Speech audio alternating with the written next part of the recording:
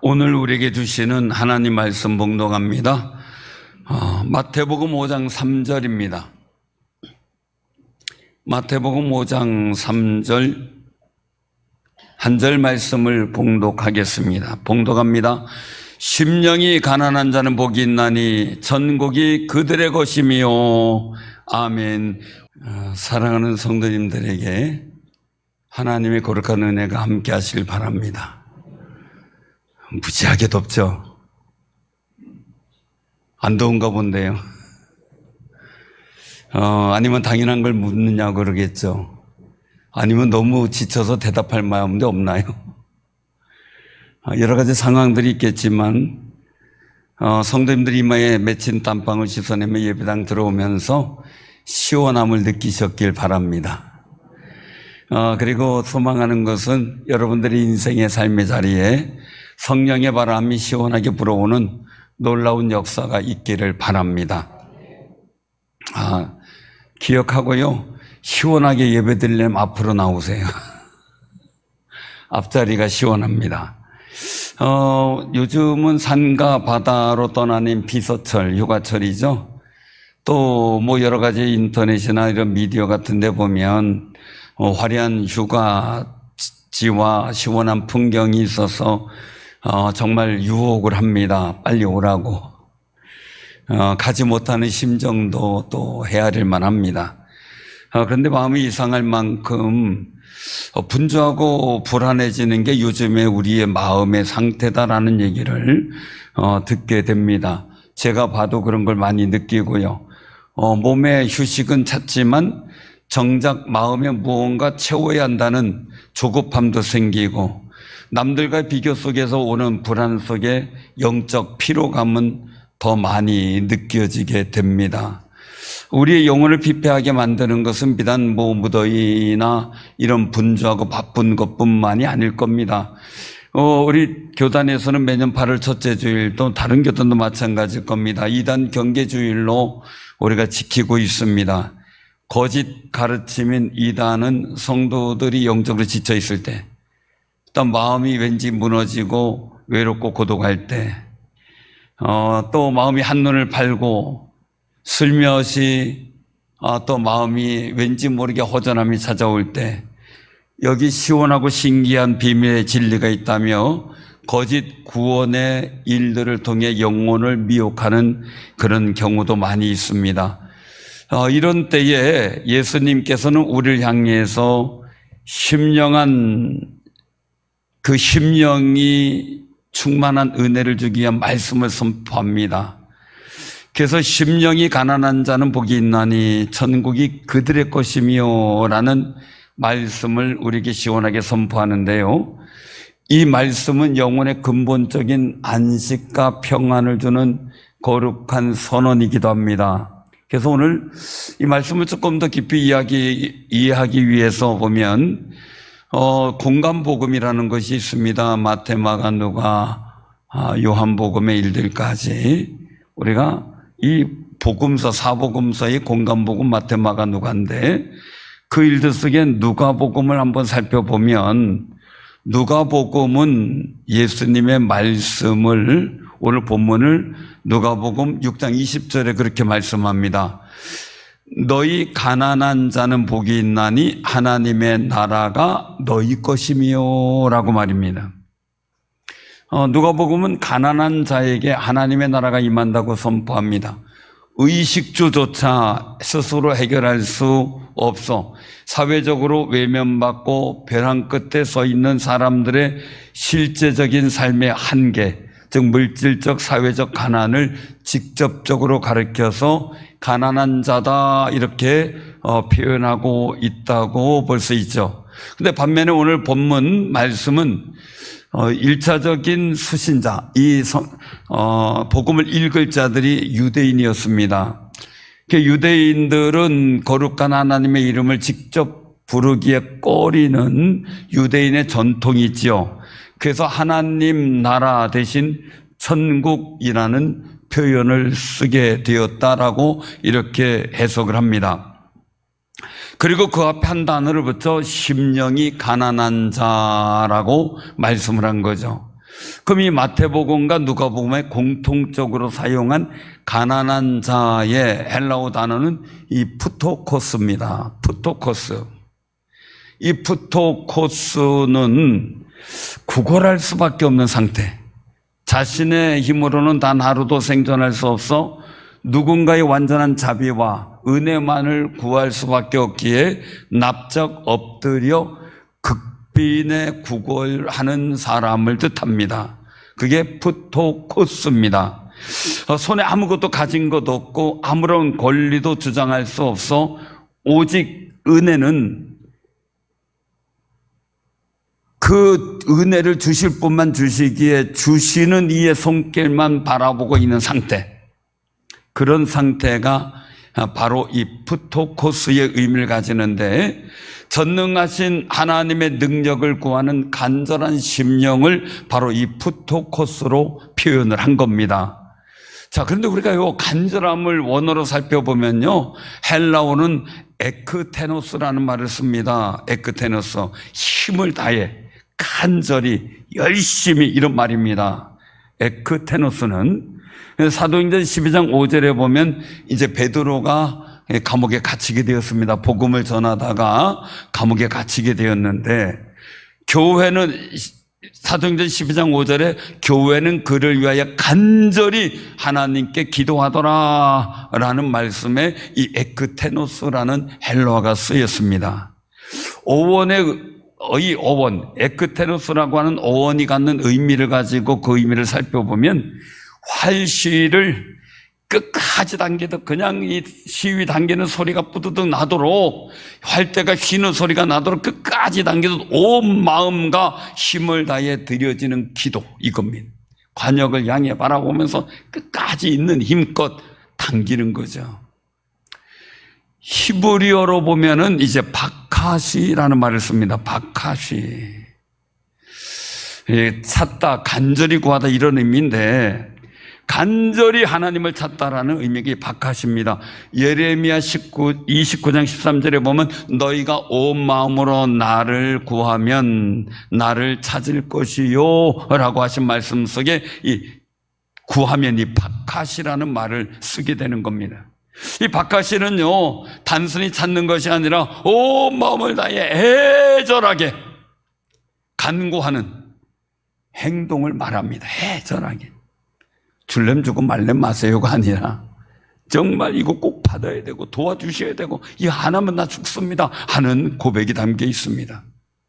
또한 그 애굽 왕 바로의 압제로 힘들 때입니다. 요셉을 모르는 바로 왕이 들어서자 이 이스라엘 민족의 번성함을 보고 노예로 삼아버린 그 고통과 아픔 속에서 이스라엘 자손이 부르짖습니다. 그 부르짖음에 라는 말을 히브리어로 보면 차크라는 말을 썼습니다. 차크. 고통과 절박한 상황 가운데 하나님께 외치는 정말 생명을 구하는 애간장을 녹이는 기도입니다. 그래서 심령이 가난한 자는 이런 여러 가지 절박한 상황 속에 하나님께 부르짖는 간절한 모습을 가지게 되는 거죠. 심령이 가난한 자의 마음이 내게 있습니까? 심령이 그냥 배불러서 유유자적합니까? 우리가 한번 우리 스스로를 생각해 봐야 되겠죠. 이단에 빠지는 사람들 중 특징이 있다면 아이러니하게도 자신이 남들보다 신앙적으로 특별하다, 영적으로 더 깊은 비밀을 깨닫고 더 많이 안다라는 영적 교만에 빠져 있다는 겁니다. 우리가 주의할 것은요, 예수님은 우리가 어떤 모습으로 주님 앞에 서길 원하는가라는 거예요. 하나님, 제 영혼은 스스로 구원할 힘이 완전히 없어 파산됐습니다. 주님의 십자가의 은혜가 없으면 저는 단 1분 1초도 영적으로 살아갈 수 없는 거지와 같습니다 라는 정말 내 상태와 나의 부족함을 고백할 수 있어야 한다는 거죠. 그래서 심령이 가난한 자에게 참된 복이 임하는데 하나님 나라의 복입니다. 우리 하나님 앞에 내 자신의 영적 한계를 철저히 인정하는 마음을 갖고 내 인생의 문제를 놓고 주님 앞에 심령이 가난한 자답게 서는 귀한 삶이 되시기를 바랍니다. 구약 성경에서 가난한 자를 뜻하는 대표적인 히브리어 단어가 있는데 아니라는 말입니다. 아니. 히브리어 단어가 아니라는 거예요. 너 아니 이게 아니고요. 아니. 이 단어 아니는요, 어떤 의미가 있냐면 세상에서 억눌리고 스스로를 지킬 힘이 없어서 오직 하나님께만 부르짖을 수밖에 없다는 고백이 담겨 있는 기도를 할 때 그 가난한 자를 표현할 때 아니라는 말을 씁니다. 다윗은 수많은 원색에 쫓기며 목숨이 위태롭던 시절입니다. 세상 그 어떤 무기나 군대도 자신을 구원할 수 없음을 깨달았을 때 바로 이 안위의 심령, 즉 가난한 자의 마음으로 하나님께 나아갑니다. 니느웨 성도 하나님께서 멸망하리라고 말씀하셨는데 그들이 다 옷을 찢고 죄를 뒤집었으며 금식하며 하나님 앞에 기도할 때 그 가난한 자의 마음을 보시고 하나님이 구원하셨습니다. 시편 56편 9절에서 11절은 다윗은 이렇게 선포합니다. 내가 부르짖는 날에 내 원수들이 뒤로 물러가리니 이것으로 하나님이 내 편이심을 내가 아나이다. 내가 하나님을 의지하여 그 말씀을 찬송하며 여호와를 의지하여 그 말씀을 찬송하리다. 내가 하나님을 의지하였은즉 두려워하지 아니하리니 사람이 내게 어찌하리까 고백합니다. 여기서 이렇게 가만히 보면 다윗은 내가 하나님을 의지하여 그의 말씀을 찬송하며 이 말씀을 2번이나 고백을 합니다. 다윗이 원수와 두려운 상황 앞에서도 담대할 수 있었던 이유, 사울왕이 자기를 죽이러 왔는데 그가 자고 있을 때 그 죽일 수 있음에도 불구하고 살려주며 그에게 자기의 마음을 전달할 수 있었던 그 담대함, 그것은 자신의 능력이 많아서가 아니라는 거예요. 천국의 주인이신 하나님을 자기의 왕으로 모셨기 때문이라는 겁니다. 그래서 다윗은 스스로 가난한 자가 되어 하나님이 내 편이심을 내가 아나이다 라고 고백하는 겁니다. 우리 옆에 분하고 같이 고백해 보시길 바랍니다. 하나님이 내 편이심을 내가 압니다. 한마디 해야죠. 네 편인 줄 알아. 하나님은 내 편이십니다. 그렇게 다윗은 하나님만을 의지하기로 결단합니다.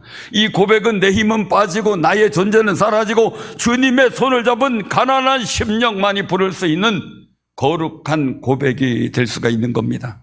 오늘 이단들은 교묘한 교리 그리고 어떤 교묘한 구원의 공갈로 성도들에게 두려움을 심어주고 특정한 장소나 집단에 매이게 만들어버립니다. 그러나 하나님만 의지하는 심령이 가난한 자는 오직 주님의 말씀을 붙들고 하나님이 내 편이시니 내가 두려워하지 아니하리라 고백하며 물리칩니다. 결코 이단의 허탄한 비유나 비유풀이나 거짓 구원론에 흔들리지 않는 귀한 삶이 되시기를 바랍니다. 이사야 선지자 역시 장차 오실 메시아가 전할 소식을 예언합니다. 주 여호와의 영이 내게 내리셨으니 이는 여호와께서 내게 기름을 부으사 가난한 자에게 아름다운 소식을 전하게 하려 하심이라 라고 이사야 61장 1절에 말씀합니다. 자, 그러면 예수님께서 찾는 대상은 누구냐? 세상의 자랑거리로 가득 차 있거나 스스로 천국을 소유할 수 있다고 믿는 교만한 사람도 아닙니다. 이단자도 아닙니다. 구원의 원리를 예수 외에 다른 것을 논하는 구원자도 아닙니다.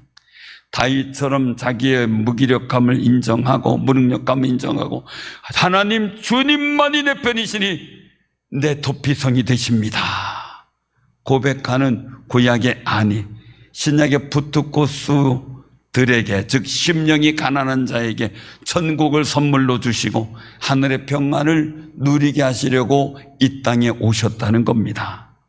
그런데 우리 마음에 잔해, 욕심과 불안이 가득 차 있다면 하나님이 성령을 통해 부어주시는 시원한 은혜의 생수가 우리 마음에 들어올 자리가 없다는 겁니다. 내 힘을 의지하는 교만을 내려놓고 하나님만이 내 편이시니 내가 두려워 아니하리라 라는 심령의 고백이 터질 때 비로소 하늘의 자원이 내게 오며 주님이 주시는 평안이 우리에게 임하는 거룩한 역사를 보게 될 줄로 믿으시길 바랍니다. 우리 옆에 분하고 인사 나누면서 그 은혜 받읍시다. 그 은혜를 누려야 되겠죠. 뜨거워요. 뜨겁다가 피곤해요. 잠도 잘 못 주무셨겠죠. 그죠? 더워서. 게다가 이렇게 시원해 온다면 잠이 솔솔 오거든요. 자, 고개를 드시고 눈을 뜨시고 이게 눈이 천하장사가 못 뜬대요. 눈꺼풀을 얼마나 무거운지. 그렇지만 믿음의 눈으로 보시면 떠질 줄로 믿습니다. 오늘 말씀의 중요한 사실을 한번 보게 되는데요. 예수님은 오늘 말씀 속에서 주시는 말씀이 천국이 그들의 것이미요 라고 말씀했습니다. 여기 담겨 있는 건 뭐냐면 현재형입니다. 현재 내가 그 천국을 누린다는 겁니다. 예수님은 천국이 그들의 것이 될 것이요 라고 하지 않습니다. 그들의 것이미요 라고 말씀합니다. 미래형을 쓰지 않았습니다. 우리가 나의 영적 가난함을 인정하고 오직 십자가의 복음을 붙들 때 우리는 거짓 이단들의 구원의 공갈에 두려워할 필요도 없지만 먼 날 죽어서 가는 천국뿐 아니라 지금 이 자리 무더위와 거짓 미혹이 난무하는 이 세상 속에서 임한 하나님의 나라의 평안과 안식을 누리게 되는 은혜를 보게 될 줄로 믿습니다. 진정한 안식은 화려한 피서지 이단들이 주장하는 거짓 집회 장소에 있는 게 아닙니다. 사랑하는 성도님들, 예수 안에 있습니다. 예수 안에. 사랑하는 성도님들, 지금 우리의 마음은 뭘로 가득 차 있습니까? 무더운 8월에 피곤함으로 가득 차 있습니까? 세상의 즐거움으로 가득 찼습니까? 미래에 대한 불안이 가득 차 있습니까? 다른 사람보다 더 잘 보이고 잘나 보이려고 하는 조급함으로 마음이 가득 차 있습니까?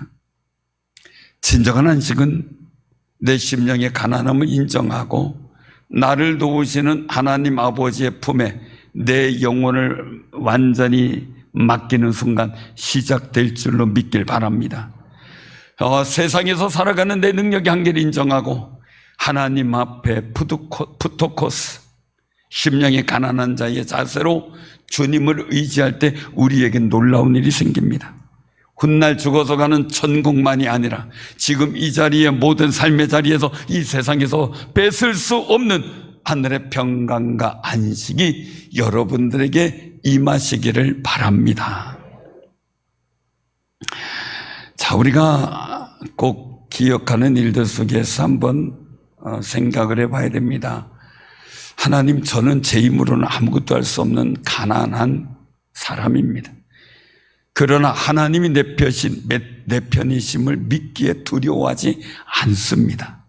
제 비어있는 심령에 주님의 나라와 참된 안식을 채워주옵소서. 고백할 수 있는 귀한 삶이 되시기를 바랍니다. 전에 언젠가 한번 다른 기도회 때 했던 이야기인데, 제가 잘 아는 목사님이 이제 은퇴하셨죠. 은퇴하셨는데 그 목사님이 아들이 셋이 있어요. 그런데 그 중에 한 아들이 나는 아빠 따라 목사님 될 거야 이런 아들이 있어요. 근데 오늘 학교 갔다 오더니 얼굴이 씩씩거리더니 가방을 내팽개치더니 아빠 나 목사 안 돼. 그래. 뽕 떠가지고 왜? 그랬더니 우리 친구 아빠는 어디 회사 과장이고 어디 회사 부장이고 그러는데 맨날 놀러 가고 갔다 와가지고 등 벗겨졌네 탔네 하면서 이것 좀 벗겨달라. 요즘에는 별로 안 타지 옛날에 많이 탔어요. 그 자랑 삼아 그냥 검게 된 피부를 보고 자랑 삼아 얘기를 하는데, 아빠 난 뭐야, 휴가도 안 가고, 나 그런 목사 안 돼, 나 안 할 거야 하고 한마디 했답니다. 그러니까 많이 추근해져서 개척 가고 막 이럴 텐데 힘들어서 못 가는데 안 되겠다 싶어가지고, 목사님이 이제 텐트가 없으니까, 요즘엔 텐트가 흔하지만 그 당시엔 귀했을 때예요. 근데 텐트가 없어가지고 교인한테 가서 어디 이제 비서에 텐트 가지고 휴가 갔다 왔다는 얘기를 들어서, 조용히 우리 아들이 이런 얘기를 하니 휴가를 가야 되니 한번 텐트 좀 빌려달라니까 텐트 없다 그러더래.